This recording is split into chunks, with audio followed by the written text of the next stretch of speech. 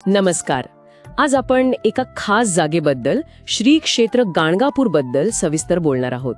आपल्याकडे जी माहिती आहे, श्री क्षेत्र गाणगापूर एक आध्यात्मिक ऊर्जा केंद्र या नावाने, त्यातून आपण या जागेचं नेमकं काय महत्त्व आहे ते समजून घ्यायचा प्रयत्न करूया. हो, नक्कीच. कारण कसं आहे, हे फक्त एक तीर्थक्षेत्र नाहीये. म्हणजे लोक याला एक आध्यात्मिक ऊर्जा केंद्र म्हणून ओळखतात. आणि असं का म्हणतात ते आपण बघूया. बरं, तर मग सुरुवात स्थानापासून करूया.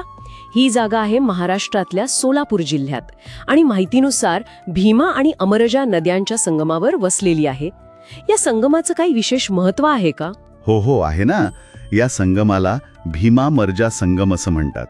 आणि अशी एक दृढ श्रद्धा आहे की या पवित्र संगमावर स्नान केलं की पापांचा नाश होतो. साहजिकच त्यामुळे त्या जागेचं धार्मिक महत्त्व खूप वाढतं. अच्छा. आणि याच ठिकाणी, म्हणजे याच पवित्र भूमीवर भगवान दत्तात्रेयांचे अवतार मानले जाणारे श्री नरसिंह सरस्वती हे तब्बल 24 वर्ष राहिले होते. गुरुचरित्र या ग्रंथात त्यांच्या कार्याचे वर्णन आहे असंही कळते. एवढा मोठा काळ ते तिथे होते, त्याचा काय परिणाम झाला असं म्हणता येईल? हो, अगदी. त्यांच्या याच दीर्घ वास्तव्यामुळे आणि त्यांच्या कार्यामुळेच हे क्षेत्र दत्त भक्तांसाठी अत्यंत जागृत मानलं जातं. म्हणजे फक्त त्यांच्या असण्यानेच नाही, तर असं म्हणतात की त्यांच्या लीला आणि त्यांचं मार्गदर्शन यामुळे त्या भूमीला एक विशेष अशी आध्यात्मिक ऊर्जा मिळाली. आणि म्हणूनच ते एक महत्त्वाचं साधनेचं केंद्र बनलं. समजलं. आता इथल्या महत्त्वाच्या स्थळांबद्दल बोलूया का? आपल्या माहितीत निर्गुण पादुका मठ, भीमामरजा संगम तीर्थ आणि अष्टतीर्थांचा उल्लेख आहे. या निर्गुण पादुका म्हणजे काय नक्की, आणि अष्टतीर्थ म्हणजे कोणती 8 स्थळं? हो, तर निर्गुण पादुका मठ हे तिथलं मुख्य ठिकाण आहे जिथे स्वामींच्या पादुका ठेवलेल्या आहेत. निर्गुण म्हणण्यामागे अशी श्रद्धा आहे की स्वामी जरी भौतिक रूपात तिथे नसले तरी त्यांचं अस्तित्व, त्यांची शक्ती ही त्या पादुकांमध्ये केंद्रित आहे. अच्छा. आणि अष्टतीर्थ म्हणजे 8 पवित्र स्थळं. यात मुख्यत्वे संगम येतो, मठ येतो, तिथला पवित्र अश्वत्थ वृक्ष आहे. मग पापविनाशी तीर्थ, कोटी तीर्थ अशी अजून काही स्थळं मिळून ही 8 तीर्थ होतात. असं मानतात की या सगळ्यांचं दर्शन घेतलं किंवा तिथे स्नान केलं तर ते मोक्षदायी ठरतं. आणि हो, अन्नदान स्थान सुद्धा खूप महत्त्वाचं आहे.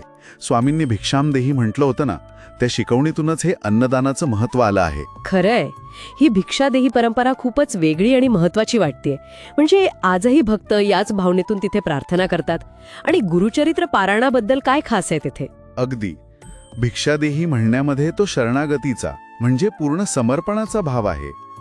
अनेक भक्त आजही तिथे जातात, 7 दिवस वास्तव्य करतात आणि गुरुचरित्र ग्रंथाचं पारायण करतात. रोज भिक्षा मागून, मिळेल त्यावर उदरनिर्वाह करून, सेवा करून ते एक प्रकारे ती गुरुवाज्ञाच पाळतात. ही जी गुरुपंथ परंपरा आहे ती गुरुभक्ती आणि सेवेचं महत्त्व आजही टिकून आहे. आणि इथे साजरे होणारे उत्सव आणि लोकांना येणाऱ्या अनुभवांविषयी पण आपल्या माहितीत उल्लेख आहे. गुरुपौर्णिमा, दत्त जयंती, श्रींचा प्रकट दिन हे सगळं तिथे मोठ्या उत्साहात होत असणार. पण लोकांना जे चमत्कारिक अनुभव येतात किंवा मनशांती मिळते त्याबद्दल काय सांगितलं जातं? हे अनुभव नेमके कसे असतात? हो, उत्सव तर खूप भक्तिभावाने साजरे होतातच. पण अनुभवांबद्दल बोलायचं झालं तर अनेक जण सांगतात की इथे आल्यावर त्यांना त्यांच्या अडचणीतून काहीतरी मार्ग सापडल्यासारखं वाटतं किंवा एक वेगळीच खोल अशी मानसिक शांतता मिळते. आता हे अनुभव म्हणजे केवळ श्रद्धेचा भाग आहेत की स्वामींच्या अस्तित्वाची ती प्रत्यक्ष अनुभूती आहे, हा ज्याच्या त्याच्या भावनेचा आणि अनुभवाचा भाग आहे. पण हे नक्की की याचमुळे हे स्थान संकट निवारणासाठी आणि आंतरिक शांतीसाठी खूप महत्त्वाचं मानलं जातं. म्हणजे थोडक्यात सांगायचं तर श्री क्षेत्र गाणगापूर हे केवळ एक धार्मिक स्थळ नाहीये, तर ती श्रद्धा, सेवा आणि साधना यातून तयार झालेलं एक जिवंत असं आध्यात्मिक केंद्र आहे. श्री नरसिंह सरस्वतींचं वास्तव्य, त्या संगमाचं पावित्र्य, गुरुचरित्राची प्रेरणा आणि भक्तांना येणारे ते खास अनुभव, या सगळ्या गोष्टी मिळून त्या जागेला विशेष बनवतात. अगदी बरोबर. माहितीप्रमाणे ज्यांना गुरुसेवा करायची आहे, आत्मविकास साधायचा आहे किंवा मनाची शुद्धी हवी आहे, त्यांच्यासाठी गाणगापूर हे एक फार महत्त्वाचं ठिकाण मानलं जातं. तिथे मिळणारी जी अनुभूती आहे, ती शांतता, ती अनेकांसाठी खरंच खूप महत्त्वाची ठरते.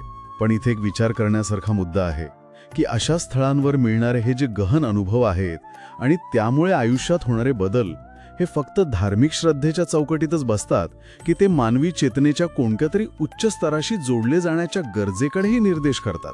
हा एक विचार नक्कीच करण्यासारखा आहे.